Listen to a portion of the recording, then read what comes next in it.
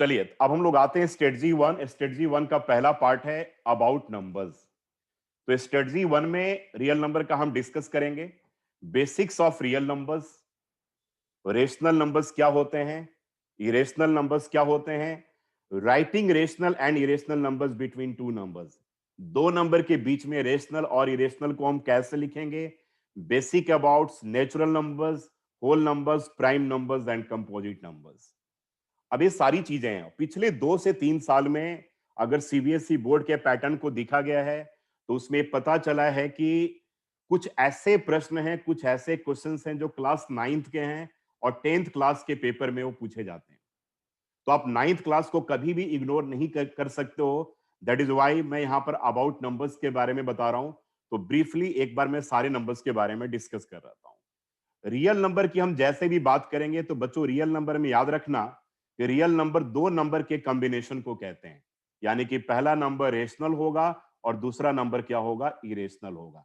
तो आपसे अगर पूछा जाए कि रियल नंबर्स क्या है तो रियल नंबर्स के बारे में बड़ा आप बिल्कुल ब्रीफली बता सकते हो कि combination of rational and irrational जो नंबर है they are called real numbers. तो कोई भी अगर आपसे पूछे नॉर्मल कॉमन डे में भी कि रियल नंबर किसे कहते हैं तो आप बोल सकते हो कि रेशनल और इरेशनल के कॉम्बिनेशन को हम क्या कहते हैं, रियल नंबर्स कहते हैं। अब उसके बाद जो अगला प्रश्न हमारा बनता है कि रेशनल नंबर क्या है। अब हम लोग बात करते हैं रेशनल नंबर। तो बड़े आराम से यहां पे समझने की कोशिश करो कि वैसे नंबर जो ए बाई बी के फॉर्म पे लिखा जा सके और जहां पर b not equals to zero हो तो वैसे नंबर को हम क्या कहते हैं, रेशनल नंबर कहते हैं।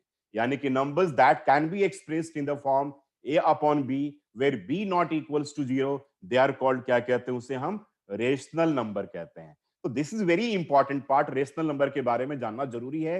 एक मोस्ट इंपॉर्टेंट फैक्ट जो हम रेशनल नंबर के बारे में जानेंगे कि यहां पर a और b जो होते हैं ये दोनों क्या होते हैं, को प्राइम्स होते हैं। क्या होते हैं, दोनों को प्राइम्स होते हैं। तो अब सीबीएसई बोर्ड के लिए एक बहुत इंपॉर्टेंट क्वेश्चन आपके लिए वेरी वेरी शॉर्ट आंसर में तैयार हो गया कि ए और बी को प्राइम अगर होंगे तो आगे हम पढ़ेंगे कि उनका एचसीएफ क्या होगा। तो को प्राइम के बारे में आप ये जान जाओ कि two numbers are said to be coprime जब उनका एचसीएफ क्या हो, 1 हो। फिर से बोल रहा हूं कि two numbers are said to be coprime when their HCF is 1। दूसरे लैंग्वेज में हम इसे डिफाइन करेंगे कि दो नंबर को प्राइम कहे जाएंगे जब वो दोनों नंबर केवल और केवल 1 से डिवाइड हो सकते हो। फिर से दो नंबर्स को प्राइम तब कहे जाएंगे जब दोनों नंबर केवल और केवल 1 से डिवाइड हो सकते हो, यानी कि सच नंबर्स आर कॉल्ड को प्राइम। अगर कोई पूछे कि क्या 2 और 3 का कॉम्बिनेशन को प्राइम है तो आप कहोगे यस को प्राइम है। मैं पूछूं कि क्यों को प्राइम है तो आप कहोगे कि सर 2 और 3 दोनों को केवल 1 डिवाइड कर सकता है, 1 को छोड़कर कोई दूसरा नंबर डिवाइड नहीं कर सकता है। That is why this combination is called को प्राइम का कॉम्बिनेशन कहा जाएगा। लेकिन वही कोई पूछे कि 4 और 6 को क्या हम को प्राइम कह सकते हैं तो your answer should be no. क्योंकि आप बोलोगे कि सर 4 और 6 को 1 को छोड़ करके 2 भी डिवाइड करता है तो ये को प्राइम नहीं कहा जाएगा। तो आपके पेपर में को प्राइम से एक बहुत इंपॉर्टेंट और एक बेसिक सा क्वेश्चन आपके पेपर में बन सकता है। तो मैंने कहा कि rational numbers are those numbers which can be expressed in the form a upon b where a and b are co-prime and b not equals to 0।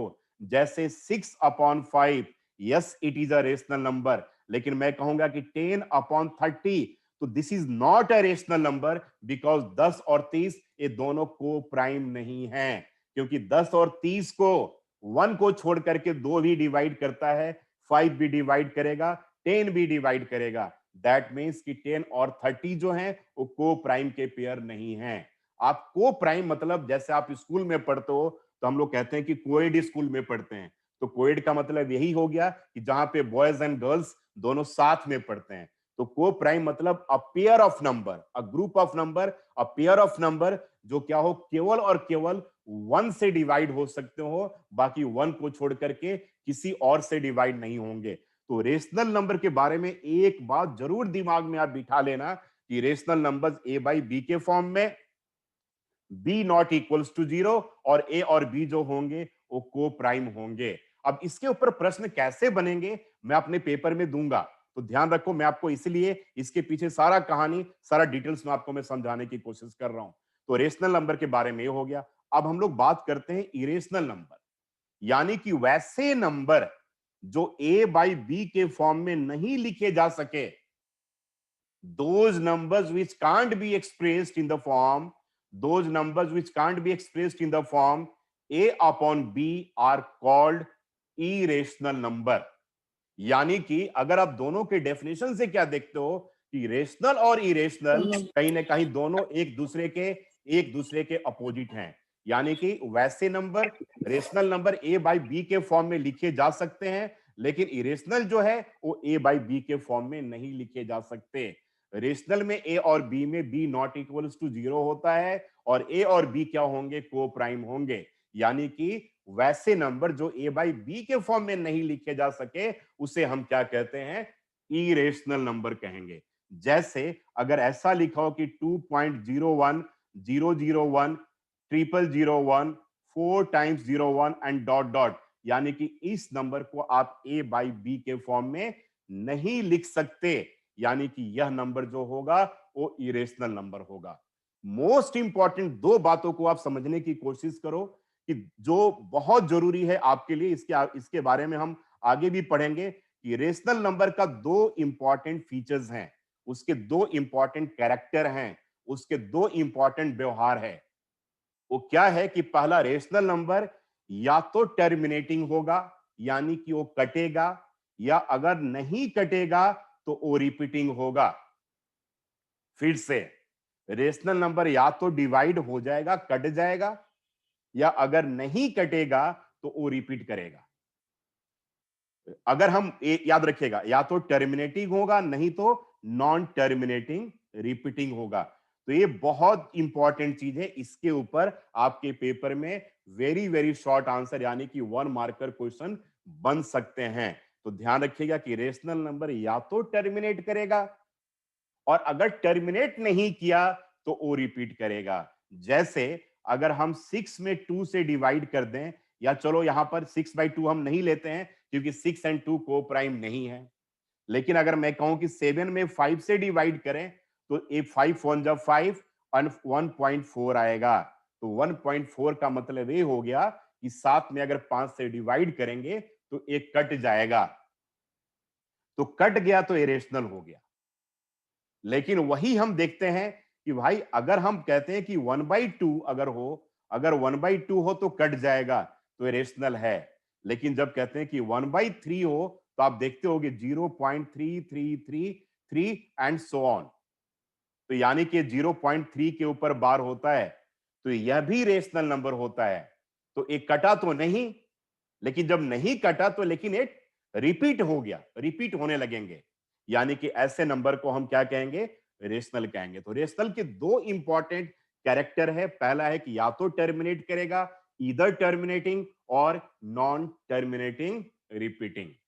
तो क्या क्या मोस्ट इंपॉर्टेंट बात आपको यहां पर याद रखना है, एक बार फिर से मैं उसको आपको दोहरा देता हूं कि rational numbers a by b के फॉर्म में, b not equals to 0, a and b are coprime. Coprime का मतलब वन को छोड़कर किसी और से दोनों डिवाइड नहीं होंगे। रेशनल नंबर या तो टर्मिनेट होंगे, और अगर नहीं टर्मिनेट होंगे तो रिपीट करेंगे। ए रेशनल नंबर की पूरी कहानी है। और वैसे नंबर जो पी ए बाई बी या पी बाई क्यू के फॉर्म में नहीं लिखा जा सके, वैसे नंबर्स को हम क्या कहते हैं, इरेशनल नंबर कहते हैं। यानी कि जब रेशनल नंबर टर्मिनेट करेगा और नॉन टर्मिनेटिंग रिपीटिंग होगा तो इसका उल्टा इरेशनल हो गया। यानी कि इरेशनल जो नंबर होंगे वो क्या होंगे, नॉन टर्मिनेटिंग होंगे और नॉन रिपीटिंग होंगे। नॉन टर्मिनेटिंग होंगे और नॉन रिपीटिंग होंगे। तो these are the important features and important properties of क्या हो गया, रेशनल और इरेशनल। अब हम लोग अगले पार्ट पाते हैं कि writing rational and irrational numbers between two numbers. This is very very important. 2019 CBSE board का पेपर देख लो, 2020 सीबीएसई बोर्ड का पेपर देख लो, तो यहां से एक आपके पेपर में क्वेश्चन पूछा गया है। तो this is very important part, और ये हमें पढ़ना क्लास 9th में है। तो अब मैं आपको थोड़ा सा इसके बारे में बेसिक आइडिया बता दे रहा हूं कि कैसे इसको हम करेंगे। अगर मान लो कि दो रेशनल के बीच में अगर कोई पूछे कि 3 और 5 के बीच में हमें दो रेशनल नंबर लिखने हैं, तो दिस इज वेरी सिंपल। आप कह सकते हो सर एक नंबर 3.1 हो गया, दूसरा नंबर 3.2 हो गया, कहानी खत्म।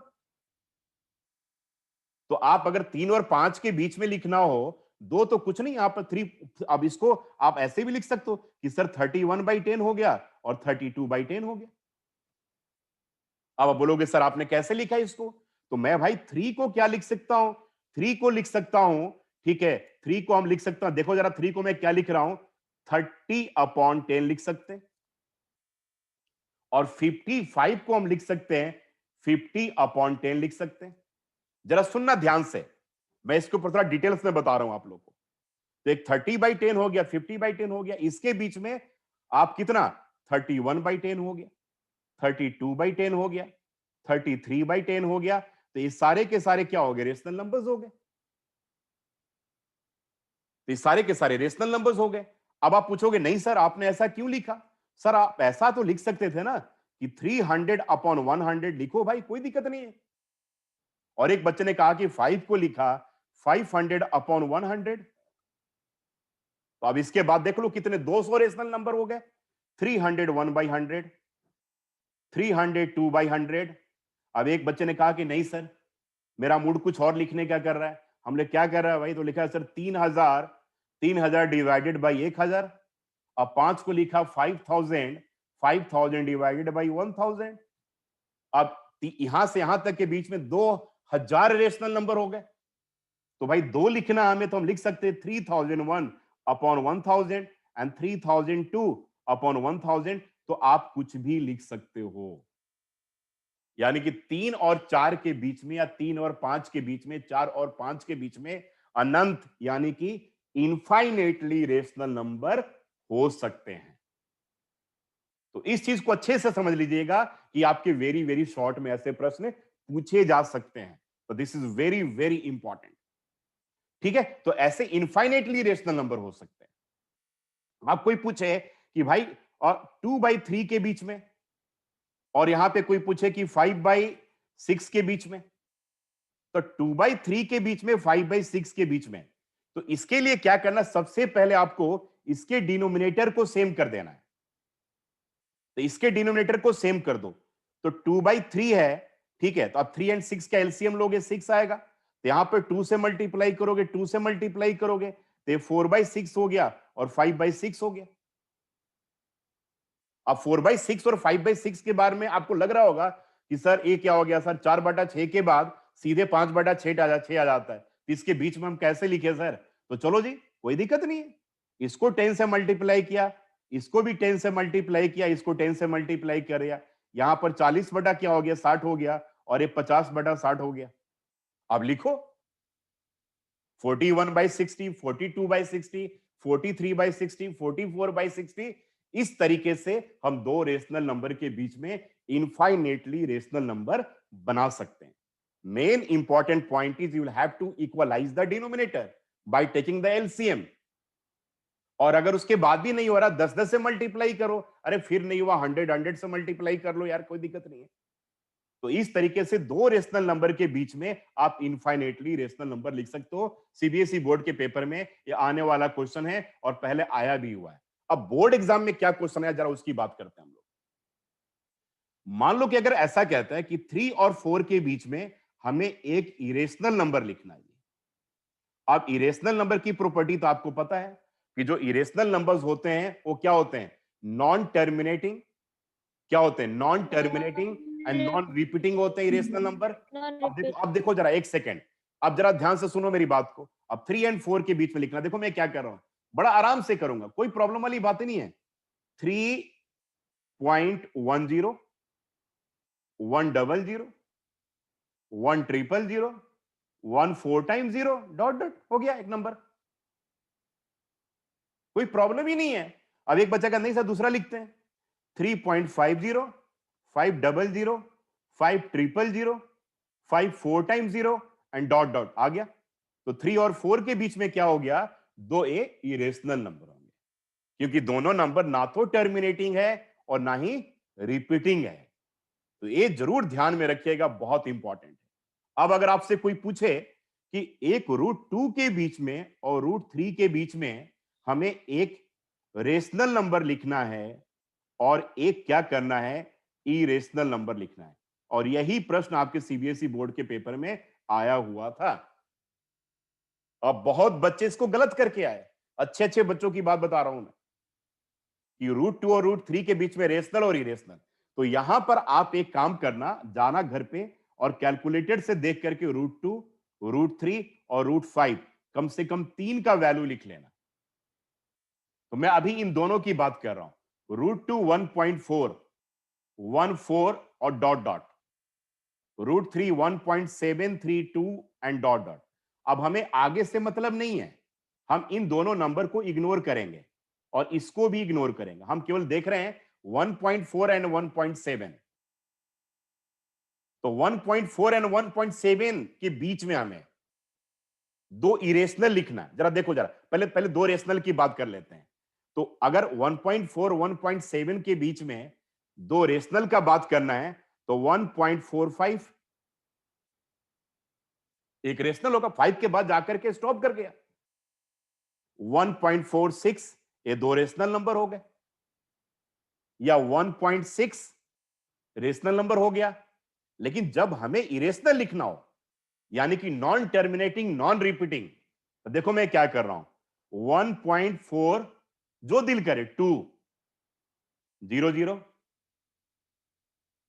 ठीक है, 0 0 1, 0 0 1, अरे 4 टाइम्स 0 1, 5 टाइम्स 0 1, बस डॉट डॉट कर दो, इसी के बीच में तो है। या 1.6 0 1, 0 0 1, 0 1, 4 टाइम्स 0 1, और ये आ गया, दो इरेशनल नंबर हो गए। तो इस तरीके से हम रूट वाले के बीच में भी रेशनल और इरेशनल लिख सकते हैं, यानी कि both are irrational number, because √2 and √3 are irrational because they are non-terminating, non-repeating, and they cannot be expressed in the form a by b or p by q. अब दो इरेशनल के बीच में रेशनल लिखना हो, दो इरेशनल के बीच में हमें इरेशनल लिखना हो, और दो रेशनल के बीच में रेशनल लिखना हो, और दो रेशनल के बीच में हमें इरेशनल लिखना हो, ये इसके पीछे कहानी है। तो ऐसे बहुत सारे एग्जांपल्स आप घर पे बैठ करके भी आराम से प्रैक्टिस कर सकते हो। तो कैसे हम लिखेंगे, writing rational and irrational number between two numbers, then those numbers में बी रेशनल और इरेशनल बोथ। उसके बाद हम लोग आते हैं basic about natural numbers, whole numbers, prime numbers and composite number. देखो जी, काउंटिंग के नंबर्स को हम नेचुरल नंबर कहते हैं, जिसको हिंदी में हम प्राकृत संख्या कहते हैं। हिंदी का नेम बड़ा उसका क्लियर है, प्राकृत मतलब नेचुरल, वो नेचुरल नंबर्स है। जो काउंटिंग की नंबर्स हैं, जब से इतिहास है तब से हमारे पास काउंटिंग के नंबर्स हैं, 1 2 3 4, तब से हम काउंटिंग करते हैं। ठीक है, बिल्कुल प्राकृत नंबर है, ये नेचुरल नंबर है। काउंटिंग नंबर जैसे 2.5 काउंटिंग नंबर नहीं है। आप बोलते हो पहले नंबर, दूसरे नंबर, तीसरे नंबर पे, भाई मेरे क्लास में रिजल्ट आउट हुआ और मैं क्लास में पहले नंबर पे रहा, तीसरे नंबर पे रहा, 10वें नंबर पे रहा, कोई बच्चा ये नहीं कहता कि मैं 5.5वें नंबर पे रहा, ठीक है, 3.5 नंबर पे मैं रहा। ऐसा कोई किसी में क्लास का किसी का कोई पोजीशन नहीं आता है। यानी counting numbers are called natural numbers. आप कोई पूछे कि सिंपलेस्ट नेचुरल नंबर इज 1, याद रखना, सिंपलेस्ट नेचुरल नंबर इज 1। अब हमें उम्मीद लगाकर यह भी चलना है कि ऐसे ऐसे प्रश्न भी आ जाएंगे। सिंपलेस्ट नेचुरल नंबर इज 1, यानी कि काउंटिंग संख्या है 1 से स्टार्ट होंगी। होल नंबर, जब इसी काउंटिंग नंबर्स में जब जीरो का कलेक्शन अगर हम डाल दें तो क्या हो जाता है, होल नंबर हो जाता है, जिसको हम कहते हैं पूर्ण संख्या। ठीक है, यानी कि इसी कलेक्शन में जब जीरो ऐड करेंगे तो ये आपका होल नंबर हो जाएगा। तो सिंपलेस्ट होल नंबर क्या होगा, जीरो। जीरो को छोड़ करके जितने भी नेचुरल नंबर हैं वो सब के सब होल नंबर हैं। ये सारे के सारे नेचुरल नंबर होल नंबर के पार्ट हैं, केवल जीरो नहीं, याद रखना। तो अब कोई पूछे क्या सारे नेचुरल नंबर होल नंबर हो सकते हैं, मैंने क्वेश्चन ऐसा पूछ दिया आपसे, तो आप बोलोगे कि सारे नेचुरल नंबर होल नंबर हो सकते हैं सर, लेकिन सारे के सारे होल नंबर नेचुरल नंबर नहीं हो सकते, क्योंकि जीरो नेचुरल नंबर नहीं है। अब आते हैं प्राइम नंबर्स, यह बहुत इंपॉर्टेंट है, प्राइम नंबर और कंपोजिट नंबर। अब जरा ध्यान से देखना हमें, नेचुरल नंबर के कलेक्शन से, ठीक है, याद रखना, जैसे वन को छोड़ करके अब प्राइम नंबर में क्या होता है, वन नंबर जो वन और केवल अपने आप से डिवाइड होता हो, वन और अपने आप से डिवाइड होता हो, तो वन से ही अपने आप से ही होता है और वन से ही होता है, ठीक है। तो यहां पे दो डेफिनेशन नहीं आए तो ये हट जाएगा। टू वन से भी होता और अपने आप से भी होता है, दो रास्ते हैं। तीन वन से भी होता अपने आप से भी होता है, चार नहीं होगा। पांच वन से भी होता अपने आप से भी होता है, सिक्स नहीं होगा, ठीक है। Seven yes. तो these all numbers are called, क्या कहते हैं इनको हम, प्राइम नंबर्स कहते हैं, जो वन और केवल अपने आप से डिवाइड होते हैं। अब हम लोग आते हैं मोस्ट इंपॉर्टेंट पार्ट जो नंबर्स का कलेक्शन है, they are called composite numbers. Composite numbers आपके पेपर में क्वेश्चन पूछे जा सकते हैं। तो कंपोजिट नंबर्स में क्या एक्सप्लेन करता है कि कंपोजिट नंबर के बारे में जरा ध्यान से सुन लीजिए कि भाई नेचुरल नंबर के बाउंड्री लाइन पे, नेचुरल नंबर का मान लो ये बाउंड्री लाइन है, ये आपका नेचुरल नंबर का बाउंड्री लाइन है। तो नेचुरल नंबर कहां से स्टार्ट करते हो, वन से, फिर टू आ गया, थ्री आ गया, फोर आ गया, फाइव आ गया, सिक्स आ गया, ऐसे आप आगे चलते रहते हो। तो नेचुरल नंबर के बाउंड्री से पहले तो वन को माइनस कर दो और सारे प्राइम नंबर को हटा दो, तो जो कलेक्शन आपको मिलेगा वही कलेक्शन कंपोजिट नंबर का कहा जाता है। ये बहुत इंपॉर्टेंट डेफिनेशन है, जरा ध्यान रखना। यानी कि नेचुरल नंबर के बाउंड्री लाइन पे अगर हम वन को हटा दें और सारे के सारे प्राइम नंबर को हटा दें, तो वहां जो कलेक्शन हमें मिलेगा वह कलेक्शन कंपोजिट नंबर का मिलेगा। तो एक बैग में आपके सारे नेचुरल नंबर्स भरे हुए हैं और इसमें से क्या क्या माइनस कर देंगे, वन, और माइनस कर दिया हमने सारे प्राइम नंबर को, तो जो आप कलेक्शन मिलेगा वही कलेक्शन आपका क्या होगा, कंपोजिट नंबर का होगा। इसका दूसरा जो डेफिनेशन है कि they can be expressed as a product of prime, यानी कि जिसके दो या दो से ज्यादा प्राइम फैक्टर हो। जैसे आप देख लो, वन कंपोजिट नहीं है, टू कंपोजिट नहीं है, थ्री कंपोजिट नहीं है, फोर कंपोजिट है, फोर कंपोजिट है, फाइव कंपोजिट नहीं है, सिक्स कंपोजिट है, सेवन कंपोजिट नहीं है, ठीक है, एट कंपोजिट है।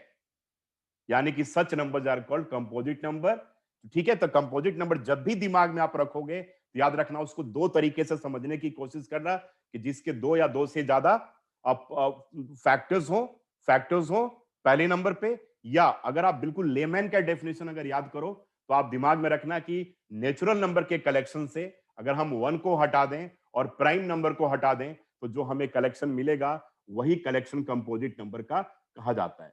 और कंपोजिट नंबर से ही हम लोग आगे की शुरुआत करेंगे, क्योंकि आपने देखा होगा कि कंपोजिट नंबर को हम क्या कर सकते हैं, प्रोडक्ट ऑफ प्राइम में ब्रेक कर सकते हैं, ठीक है। तो अब हम देख रहे हैं एक बार सारा चीजें हमने डिस्कस किया कि नहीं। तो स्ट्रेटजी वन में था बेसिक्स ऑफ रियल नंबर, मैंने बोला कि रियल नंबर जो है they are collection of rational and irrational. फिर आया रेशनल नंबर, तो रेशनल नंबर क्या होगा भाई, rational number they can be expressed in the form A by b, b not equals to zero, a and b are coprime means a and b का HCF one होगा, दूसरे language में one को छोड़कर किसी और से divide नहीं होंगे, ठीक है। फिर irrational numbers, those numbers which can not be expressed in the form A by B, ठीक है, आर कॉल्ड इरेशनल नंबर्स। लिखने का तरीका तो मैंने कहा कि rational numbers are either terminating और नॉन टर्मिनेटिंग रिपीटिंग, ये मैं आपको बोला, irrational numbers non terminating non repeating. फिर मैंने कहा कि भाई दो नंबर के बीच में रेशनल कैसे लिखेंगे, दो नंबर के बीच में इरेशनल कैसे लिखेंगे, और दो इरेशनल के बीच में दो रेशनल और दो इरेशनल कैसे लिखेंगे। फिर हमने कहा कि नेचुरल नंबर क्या है, होल नंबर्स क्या है, प्राइम नंबर्स क्या है, कंपोजिट नंबर। तो दो यहां पर इंपॉर्टेंट बात था कि एक तो हमें जानना है प्राइम नंबर के बारे में, तो वह नंबर जो वन और केवल अपने आप से डिवाइड हो उसे हम क्या कहेंगे, प्राइम नंबर कहेंगे। और कंपोजिट नंबर क्या होगा, नेचुरल नंबर के कलेक्शन से अगर आप वन को हटा दो और प्राइम नंबर को हटा दो तो वह जो कलेक्शन आपको मिलेगा वह कलेक्शन किसका मिलेगा, कंपोजिट नंबर का कलेक्शन मिलेगा। या दूसरे तरीके से कंपोजिट नंबर को हम कैसे समझेंगे कि भाई कंपोजिट नंबर वह नंबर है जिसके दो या दो से ज्यादा प्राइम फैक्टर होंगे। यही डेफिनेशन यहां तक का रहा। Strategy two, the fundamental theorem of arithmetic. Theorem 1.2 you have to recall, और इसमें आप लोगों ने देखा होगा कि एनसीईआरटी का थ्योरम 1.2 है कि every composite number can be expressed as a product of prime and this factorisation is unique apart from the order in which the prime factors occur. यानी कि जितने भी कंपोजिट नंबर हैं उनको हम क्या कर सकते हैं, अब प्राइम के फॉर्म में एक्सप्रेस कर सकते हैं। और यहां जो फैक्टराइजेशन है वो यूनिक है, ठीक है। यानी कि यूनिक इसलिए कहते हैं उसको कि 2 into 3 into 5 लिखो, 5 into 3 into 2 लिखो, या 3 into 2 into 5 लिखो, कोई भी एक्सप्रेशन के ऊपर फर्क नहीं पड़ता है। तो यह आपके लिए बहुत बहुत इंपॉर्टेंट है और इसका लैंग्वेज थ्योरम 1.2 का बिल्कुल रट जाइएगा और आज की आज ही रटिए इसको, या आपके पेपर में 1 मार्कर क्वेश्चन पूछा सकता है। ऐसा ही थ्योरम 1.1 था, यूक्लिड डिवीजन लेमा, लेकिन सिलेबस से वो डिलीट हो चुका है, इसलिए अब उसके बारे में हमें जानने की जरूरत नहीं है। तो थ्योरम 1.2 इज वेरी इंपॉर्टेंट। एक बार फिर से कि every composite number can be expressed as a product of prime and this factorisation is unique apart from the order in which the prime factors occur. अब आते हैं इसके बाद अगले पॉइंट में कि expressing a positive integer as the product of prime factors. किसी positive integer को हम कैसे प्राइम फैक्टर में ब्रेक करते हैं। तो ऑलवेज ट्राई टू यूज यहां पर फैक्टराइजेशन ट्री। जैसे अगर मान लो कि 60 है एक कंपोजिट नंबर, मैंने पूछा कि why 60 is a composite number, तो आपने कहा कि ये क्या है, 1 भी नहीं है सर और प्राइम नंबर नहीं है, इसलिए कंपोजिट नंबर है। दूसरे तरीके से आपने डिफाइन किया कि इसके 2 या 2 से ज्यादा प्राइम फैक्टर हैं, हो सकते हैं। तो हाँ ठीक है, तो अब इसको एक्सप्रेस करना हो तो 2 और यहां पे आ गया 30, फिर आपने किया 2 और यहां पे आ गया 15, फिर किया आपने 3 और यहां पे आ गया 5। यानी कि 60 को हम एक्सप्रेस कर सकते हैं 2 की पावर 2 और 3 into 5। यानी कि every composite number can be expressed as a product of prime and this factorization is unique apart from the order in which the prime factors occur। यानी कि इसको हम 5 into 3 into 2 raised to the power 2 लिखे या 3 into 5 into 2 raised to the power 2 लिखे, कोई भी फर्क नहीं पड़ता है। तो इस तरीके से बहुत सारे कंपोजिट नंबर को आप क्या कर सकते हो, प्रोडक्ट ऑफ प्राइम में लिख सकते हो। अब इसका तीसरा जो इंपॉर्टेंट पार्ट है, this is very very very important. यह तो आपको दिमाग में बिठा लेना है कि अगर कोई भी नंबर हो 4 raise to the power n, 12 raise to the power n या 6 to the raise to the power n, ये कभी भी जीरो डिजिट के साथ एंड नहीं करेंगे, विल नॉट एंड, ठीक है, will not and with digit zero. तो जब भी आता है जीरो, अब इस पे तुम्हारे वेरी शॉर्ट आंसर क्वेश्चन भी आ सकता है, ठीक है। तो वेरी शॉर्ट कैसे आएगा वो मैं आपको पेपर में जब लाइव टेस्ट लूंगा तब आपको समझ में आएगा।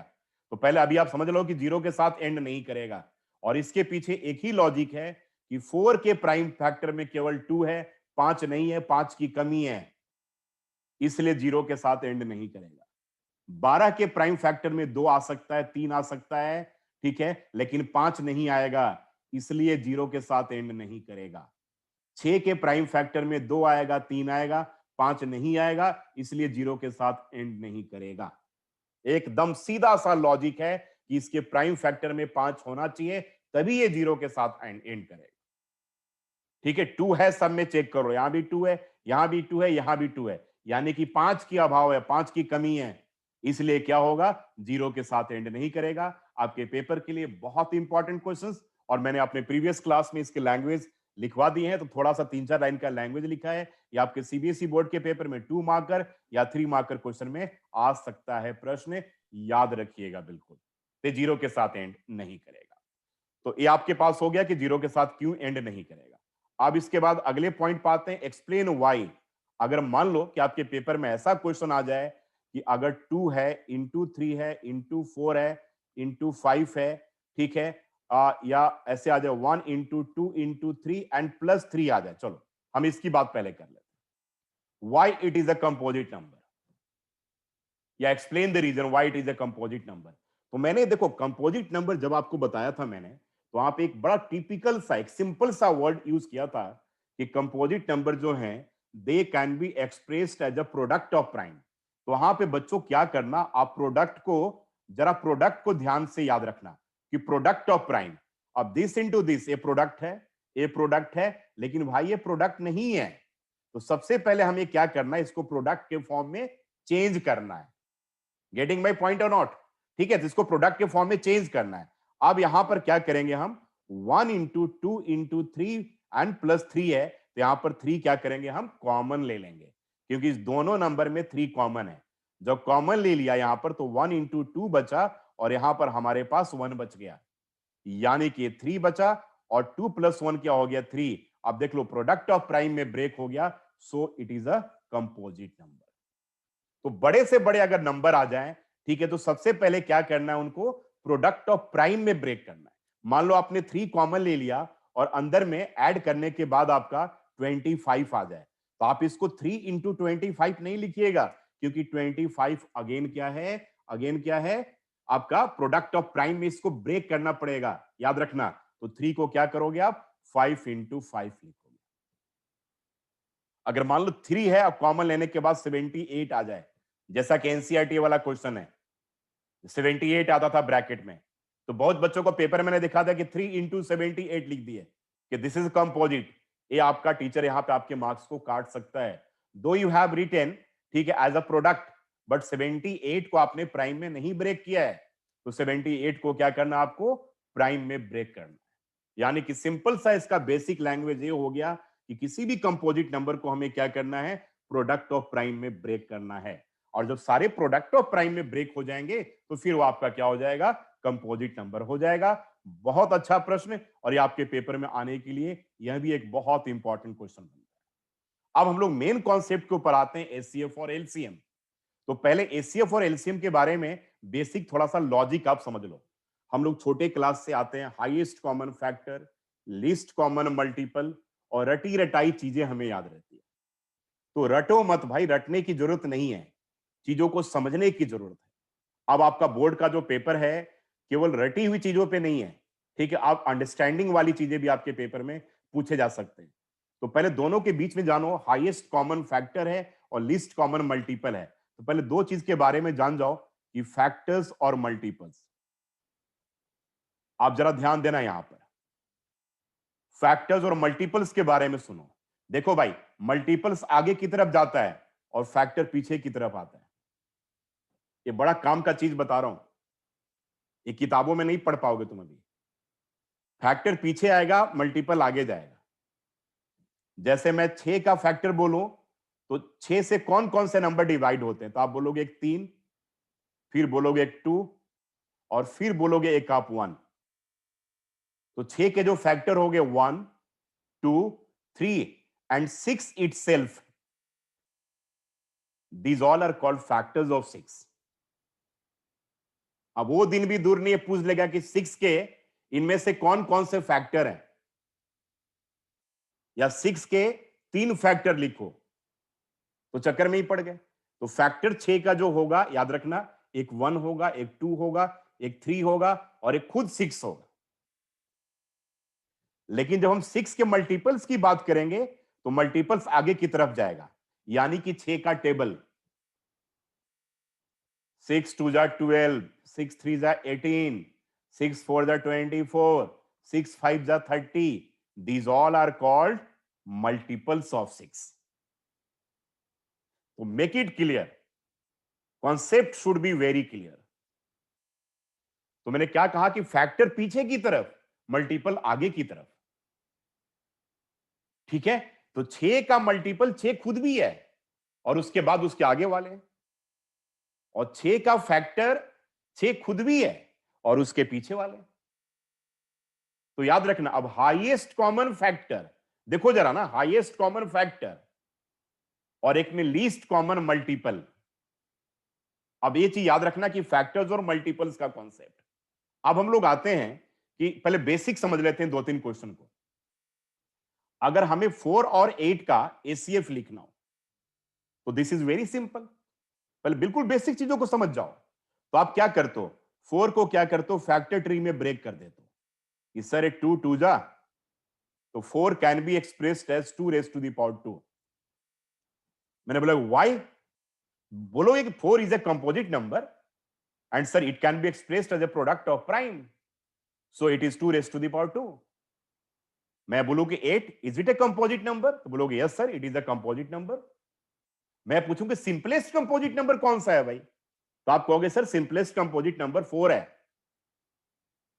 आप पेपर में क्वेश्चन आ गया कि भैया एचसीएफ निकालो सिंपलेस्ट प्राइम नंबर और सिंपलेस्ट कंपोजिट नंबर का। ये सीबीएसई बोर्ड में आया हुआ क्वेश्चन है जी, लो देख लो। और यहां पे मुझे याद है कि अच्छे अच्छे बच्चे यहां पर चक्कर खा करके पेपर में आए थे, कॉन्सेप्ट ही नहीं क्लियर था। तो रटी रटी चीजें नहीं आएंगी, एक बात याद रखना, तो समझना पड़ेगा। तो सिंपलेस्ट प्राइम नंबर 2 है, जो अकेला एक प्राइम नंबर है जो इवन है।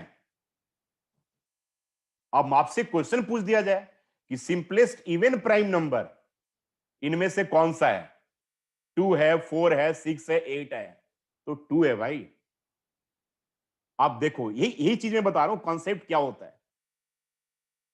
और सिंपलेस्ट कंपोजिट नंबर 4 है, तो 2 और 4 का एलसीएम जो होगा 2 होगा, एसीएफ भी 4 होगा, एलसीएम 4 होगा और एसीएफ 2 होगा। अब मान लो ऐसा पेपर में घुमा करके पूछ दे कि simplest prime number and simplest composite number का एसीएफ और एलसीएम का प्रोडक्ट क्या होगा। अब लो जी क्वेश्चन। अब आधे बच्चों के इसमें चक्कर आ गए कि सिंपलेस्ट प्राइम नंबर और सिंपलेस्ट कंपोजिट नंबर के एसीएफ और एलसीएम का प्रोडक्ट क्या होगा जी। ये क्वेश्चन किसी बुक में जाकर तुम ढूंढ लो, किताब तो पढ़ते ही हो, हजारों किताब ढूंढ लो, कहीं तुमको नहीं मिलने वाला। और जब ये पेपर में आ जाएगा तब किताब में लग जाएगा, आ जाएगा सीबीएसई 2020 21। लेकिन अभी किसी किताब ढूंढ लो नहीं मिलेगा तुमको। तो चीजों को हमें समझना ऐसे है। मेरी खुद की किताब आती है, बाद में मैं भी अपने किताब में डाल दूंगा इसको, सीबीएसई 2021। तो आप समझो उस चीज को कि क्या पूछा जा रहा है। तो आप कहते हो कि भाई सर हमने क्या किया कि 4 और 8 को फिर हमने लिख दिया, 8 को लिखा कि 2 इंटू 4 और फिर लिखा सर 2 इंटू 2, दैट मीन्स कि सर 8 को we can express 2 raise to the power 3। जब पेपर में पूछा जाए भाई कि एचसीएफ की 4 और 8 का, तो देखो जरा, अब जरा ध्यान से मेरी बात को सुनना। 2 raise to the power 2 and 2 raise to the power 3, यानी कि देखो एक है 2 रेज टू द पावर 2 और एक है 2 रेज टू द पावर 3, यानी कि 2 रेज टू द पावर 3 को हम लिख सकते हैं 2 raise to the power 2 into 2। नहीं, तो दोनों में कॉमन क्या है भाई, 4 है, यानी कि दोनों में common 2 raise to the power 2 है, तो यानी कि इसका एचसीएफ 4 हो गया। बात समझे। अब देखो इसको, जो मैंने बताया आपको डेफिनेशन बताया उसको जरा देखो कि भाई कहा कि 4 और 8 का एचसीएफ क्या होगा, तो हाईएस्ट कॉमन फैक्टर है। जरा सुनना ध्यान से मेरी बात को, मैं क्या बोलने जा रहा हूं, तो बिना किए तुम पकड़ सकते हो कि 4 और 8 का एचसीएफ क्या होगा। तो आपने कहा कि, मैंने कहा कि हाईएस्ट कॉमन फैक्टर, इसका नाम ही है भाई। तो चेक करते हैं कि भाई देखो, अब एक तो 2 है, 2 से 4 भी डिवाइड होता है, 2 से 8 भी डिवाइड होता है, लेकिन 2 हाईएस्ट नहीं है। 3 से दोनों नहीं होते, 3 को हटा दो। 4 से 4 भी होता है और 4 से 8 भी होता है। 4 के बाद तो कोई है ही नहीं, क्योंकि 4 ही है यहां पर एक लिखा हुआ, यानी कि आंसर इज 4। कहानी खत्म। तो दिस इज वेरी सिंपल।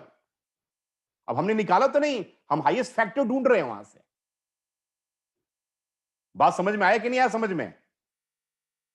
अब मैं कहूं कि 8 और 24 का हमें एचसीएफ निकालना है, तो भाई हमने कहा कि हाईएस्ट फैक्टर जो दोनों डिवाइड करें, तो आप चेक कर लो। 2 करेगा, यस।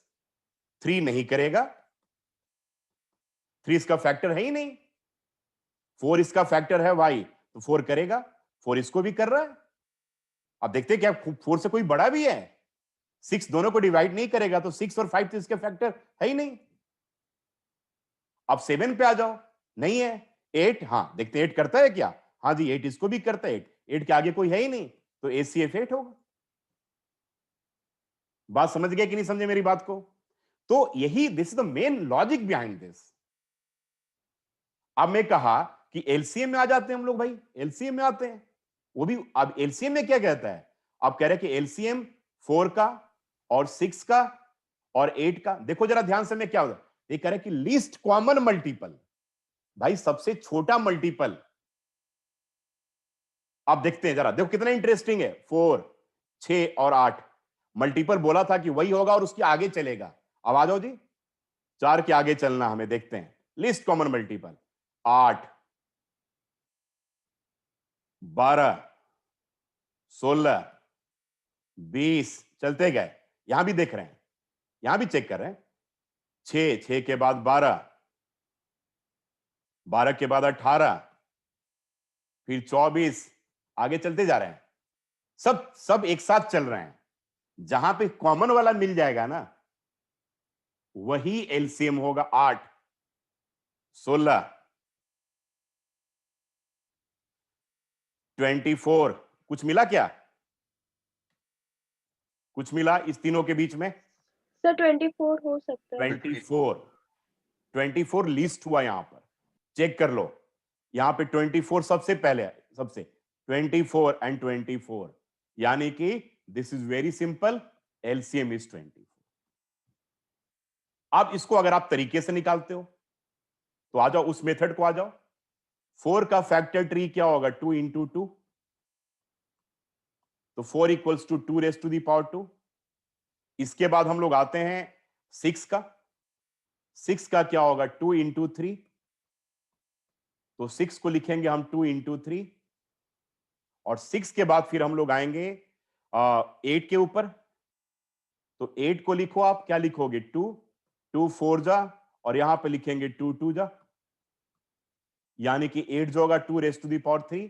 अब इसका एक सबसे सिंपल तरीका है कि जब इसका एलसीएम हमें निकालना हो, 4 का, 6 का, 8 का, तो हमें सबसे पहले चेक करना है कि इस तीनों में, इसमें यहां पर और यहां पर कितने अलग अलग तरह के प्राइम नंबर हैं। तो यहां पर एक तो 2 है, एक 3 है, तो आप लिख दोगे 2 इंटू 3 और इनके हाईएस्ट पावर को दे देना। तो 2 का हाईएस्ट पावर क्या है? 3, 3 का हाईएस्ट पावर 1, यानी कि 2 टू जा 4, 4 टू जा 8 एंड 8 3 जा 24। तो एलसीएम आ गया 24। तो फिर से अगर किसी भी 3 नंबर का हमें एलसीएम लिखना हो, तो फैक्टर करने के बाद तीनों में जितने अलग अलग तरह के प्राइम नंबर हैं, उन सब के हाईएस्ट पावर का प्रोडक्ट, बस यही एलसीएम है। बाकी एक मेथड और बता ही दिया मैंने आपको, तो दोनों मेथड को आप जान जाओ। क्वेश्चन अगर घुमा करके पूछेगा, ताकि आपको दोनों का तरीका अच्छे तरीके से आप अवेयर रहेंगे। तो ये आ गया एचसीएफ में निकालने का। और इसमें एक बहुत इंपॉर्टेंट फॉर्मूला है कि दोनों नंबर का जो प्रोडक्ट होगा वो एचसीएफ इंटू एलसीएम के बराबर होगा। यानी कि अगर आप पेपर में एचसीएफ निकाल लेते हो, तो एलसीएम के लिए इस फॉर्मूले का यूज कर सकते हो, ए मल्टीप्लाई बी अपॉन क्या यूज कर सकते हो? एचसीएफ। कभी कभी पेपर में ऐसा भी क्वेश्चन आ जाएगा कि two numbers are given, find out their HCF and LCM and also verify the product of two numbers are equal to product of HCF and LCM। तो हम क्या करेंगे? दोनों नंबर के HCF निकाल लेंगे, LCM निकाल लेंगे, फिर दोनों नंबर का प्रोडक्ट कर लेंगे, फिर इनका प्रोडक्ट करके चेक भी कर सकते हैं कि यस, ये दोनों पार्ट इक्वल हैं। तो it's a part of verification, और यह भी पेपर में आपके पूछा जा सकता है। अब इसके बाद लास्ट टॉपिक पे आते हैं। इसमें बच्चों को ज्यादा जो दिक्कत आती है वो आती है word problems based on HCF and LCM. देखो, अब वर्ड प्रॉब्लम आपको दिक्कत इसलिए नहीं करेगा क्योंकि अगर आप एचसीएफ और एलसीएम का कॉन्सेप्ट अगर आप समझ लेते हो कि इसके पीछे कहानी क्या है, जैसे देखा आपने कि हाईएस्ट कॉमन फैक्टर, और फैक्टर देखा कि फैक्टर वह नंबर खुद या उसके पीछे, मल्टीपल वह नंबर खुद या उसके आगे। ठीक है। अब देखो, मान लो कि एक नंबर आपके पास 10 है और एक नंबर आपके पास 15 है। ठीक है। कह रहा कि फाइंड द लार्जेस्ट नंबर, कह रहा सबसे बड़े उस नंबर को बताओ। फिर से सबसे बड़े उस नंबर को बताओ जिससे अगर हम इस दोनों नंबर को डिवाइड करते हैं तो एक केस में रिमाइंडर 2 आता है और एक केस में रिमाइंडर 3 आता है। पहले समझने की कोशिश करो। फाइंड द लार्जेस्ट नंबर, यहां पर लार्जेस्ट का कॉन्सेप्ट है, जरा समझना। यहां पर एक टेक्निकल चीज है। सबसे बड़ा नंबर बताओ जिससे अगर हम दोनों को डिवाइड करें, ठीक है, तो आपके पास रिमाइंडर एक केस में 2 आता है और एक केस में 3 आता है। आप जरा ध्यान, पहले पहले समझो इस बात को। सबसे बड़ा नंबर, तो एक बात बताओ ना भाई, एलसीएम जो है, एलसीएम क्या है? एलसीएम या तो खुद है, नहीं तो उसको आगे चलेगा। एसीएम क्या है? या तो नंबर खुद है, नहीं तो उसके पीछे चलेगा। यार एक बात, सबसे बड़ा नंबर जो इसको दोनों को, तो ऑब्वियसली 15 से बड़ा तो हो ही नहीं सकता। यार 15 से बड़ा तुम 20 ले लो, तो 20 10 को कैसे डिवाइड करेगा? तो इससे बड़ा तो होगा ही नहीं। तो बड़ा जब नहीं हो गया तो सबसे पहले एलसीएम को हम ऐसे ही, ठीक है, सॉरी, हाँ, सबसे बड़ा नंबर पूछ रहा है, यानी कि जो दोनों को डिवाइड करे, जो दोनों को यहां पर क्या करता है, हमें डिवाइड करता है। तो अब जरा आ जाओ कि तुम इस केस में क्या करोगे, जरा देखते हैं। तो पहले जरा इस लॉजिक को पहले समझ लो, फिर इसके बाद हम आते हैं। रिमाइंडर 2 बचता है, तो हम क्या करेंगे इस केस में, जो रिमाइंडर है इसको, इस ट्रिक को लिख लेना। पहले माइनस करेंगे, तो 10 से 2 हो गया 8, और 15 से 3 क्या हो गया 12। आप इनका निकाल लेंगे एचसीएफ। ये जरा रूल को नोट कर लो, ये बड़ा काम का रूल है। रिमाइंडर को माइनस किया तो 8 बचा, और इसको 3 माइनस किया तो 12 बचा। यानी कि जो रिक्वायर्ड नंबर होगा वो क्या होगा? Required number equals to HCF of क्या? बोलो, 8 एंड 12। अब 8 एंड 12 का एचसीएफ क्या होगा, आप देख लो। बड़ा सिंपल है, देख करके ऐसी ऐसी बता सकते हो। हाईएस्ट कॉमन फैक्टर जो दोनों को डिवाइड करे 4 है भाई, 4 है, निकालने की जरूरत नहीं पड़नी चाहिए। देखो ना, 2 तो दोनों को डिवाइड करेगा, 3 एक को करेगा, एक को नहीं करेगा, 4 दोनों को करेगा, 5 की नहीं करेगा, एक को, दोनों को नहीं करेगा, 6 एक को करेगा, दूसरे को नहीं करेगा, 7 दोनों को नहीं करेगा, 8 एक को करेगा, दूसरे को नहीं करेगा, 8 से ऊपर की बात ही नहीं करेंगे हम। यानी कि 4 है, तो इसका आंसर जो होगा ना वो 4 होगा। देखो, तो आंसर विल बी 4। आप बोलोगे कैसे सर? तो भाई तुम एक काम करो, 10 में 4 से डिवाइड करो, तो 4 2 जा 8। देखो रिमाइंडर 2 आ रहा है, 15 में 4 से डिवाइड करो, 4 3 जा 12, चेक करो, रिमाइंडर 3 आ रहा है। तो यही क्वेश्चन को घुमा करके पूछा हुआ है।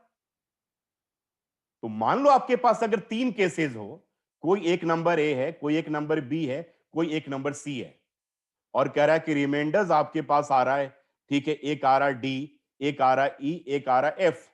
तो सीधा इसको क्या करना है, हमें माइनस करना है। माइनस के बाद जो अब आपके आएंगे, इन तीनों का क्या करना है, हमें एचसीएफ फाइंड करना है। इसके पीछे ए लॉजिक वर्क करेगा। तो आप समझ गए। तो थोड़ा सा अगर आपका अंडरस्टैंडिंग ठीक हो ना, कि एलसीएम आगे की तरफ बड़े नंबर हो जाएंगे, मल्टीपल है, एचसीएफ फैक्टर है, छोटे नंबर होंगे, तो फिर आपको दिक्कत कहीं भी नहीं आएगी वर्ड प्रॉब्लम के भी क्वेश्चन में। तो यहां पर आ गया greatest and smallest concept, remainder का कॉन्सेप्ट।